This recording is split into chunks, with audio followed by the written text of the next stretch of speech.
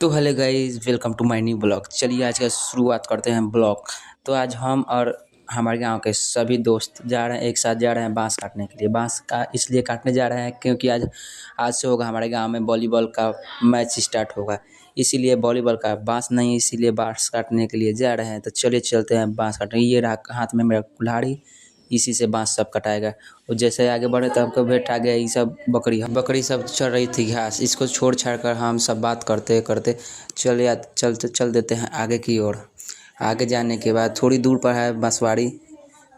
चलिए चलते हैं बंसवाड़ी की ओर। तब तक ले कुछ बातें साफ करते करते हम देखिए दिव्यांशु क्या कर रहा है। सब बकरी को डरवा रहा है काटने के लिए। तो दिव्यांशु बकरी को डरवा रहा था। हमने कहा कि छोड़ दो, चलो आगे बांस काटने के लिए। तब बात करते हम दिव्यांशु से क्वेश्चन किया गया था। दिव्यांशु ने बांस बताया कि इसलिए काटने जा रहे हैं कि गांव में ढेर दिन से खेला नहीं हुआ, इसीलिए बांस काटने के लिए जा रहे हैं। दिव्यांशु को क्वेश्चन बताकर फिर से चल देते हैं हम आगे। दिव्यांशु से बात करते हुए चल देते हैं आगे। तब हमको भेटाया गांव का बाबा। ऐसे तो इसका नाम युवराज है, लेकिन सब इसे बाबा बाबा कहते हैं। जैसे निक नेम है तो ना, वही इसका नाम है बाबा। हम सब ने मिलकर इसका नाम रखा है बाबा। इससे कुछ बातें करते देखे कि गड्ढा में पानी लगा था। तो हमारे गांव में 2 दिन से लगातार बारिश के कारण इस सब गड्ढा में पानी भर चुका है।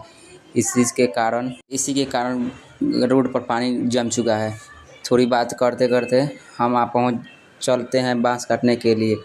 ये बाबा और इस दिव्यांशु। तभी अचानक दिव्यांशु कुछ दिखाई पड़ा और ये दौड़ कर भागने लगा देखने के लिए। हम जाके बाबा से पूछे, बाबा ये क्या है? तो बाबा ने कहा कि इसमें कोई बम है। तो हम आकर देखे तो कोई का कपड़ा उपड़ा यहीं पर रख कर चला गया है। लेकिन ये सब बात छोड़ छाड़ कर हम पहुँच जाते हैं ये जहाँ बांसवाड़ी है वहाँ पर।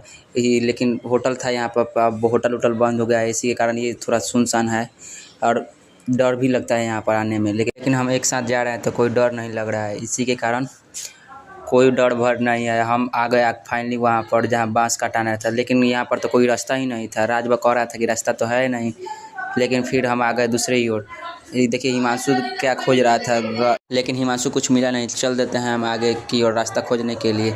तभी हमें दिखाई पड़ता है एक रास्ता, लेकिन वहाँ पर भी ढेर जंगल था। ये धान के खेत के बीच हमको जाना पड़ेगा। लेकिन हमको तो लग रहा था डर, लेकिन कैसे भी करके हमको बांस तो काटना था नेट गाड़ने के लिए। ये है कुछ शाम का व्यू। और ये देखिए कितना खतरनाक जंगल, इसमें सांप उप सब रहता है। लेकिन उससे कोई बात नहीं, हमको तो बांस काटना है तो काटना था। ये पानी को पार करके हम दिव्यांशु और आदित्य राज आगे चल गया था। इसके बाद हम जाएंगे। यहाँ पर कुछ बात कर सोच रहे थे कि कैसे जाए, आगे का रास्ता है कि नहीं है। इससे पहले कोई आया नहीं था, लेकिन सबको लग रहा था डर कि सांप उप होगा तो काट उठ लेगा। इसके कारण बाबा से पूछे, बाबा आता जाता है यहीं पर? तो बाबा ने कहा कि रास्ता है, चलो आगे। इसके बात के पर विश्वास करके हम चल देते हैं आगे। लेकिन रास्ता उससे था ना। लेकिन देखिए दिव्यांशु यहीं पर झूला झूल रहा है। ये डर के मारे हालत ख़राब है, यहीं पर झूलवा झूल रहा है। ये सब छोड़ छाड़ कर दिव्यांशु को कहा कि चलो आगे। तो चल दिया दिव्यांशु आगे। दिव्यांशु बात मानकर चल देता है आगे। लेकिन रास्ता तो किसी को पता था नहीं, इसी के कारण कोई आगे बढ़ नहीं रहा था। एक ही जगह थोड़ा सा चलते थे, फिर वहीं पर रुक जाते कि आगे रास्ता है या नहीं। ये देखिए कितना बड़ा बड़ा जंगल घास। अगर इसमें सांप छुपा भी होगा तो हमको लौकेगा नहीं और काट लेगा।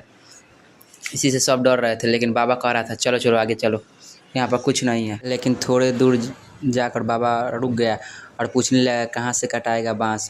सब ने पूछा बाबा से, बताओ तुम ही बताओ कहाँ से कटाएगा बाबा ने कहा चलो आगे। तो हम चल देते हैं बाबा के बात मानकर आगे। बाबा ये रास्ता देखा था, उसके पीछे पीछे हम सब चल दिए थे। और राज अचानक डर गया। आवाज़ तो आ रहा था लेकिन आदमी दिख नहीं रहा था। इसको डर लग रहा था, इसीलिए सब वहाँ से रुक कर देखने लगे कि कहाँ कोई कुछ है कि नहीं। देखिए बाबा ऊपर देख रहा था, लेकिन वहाँ पर कोई था नहीं। इसे छोड़ छाड़ कर हम चल देते हैं आगे।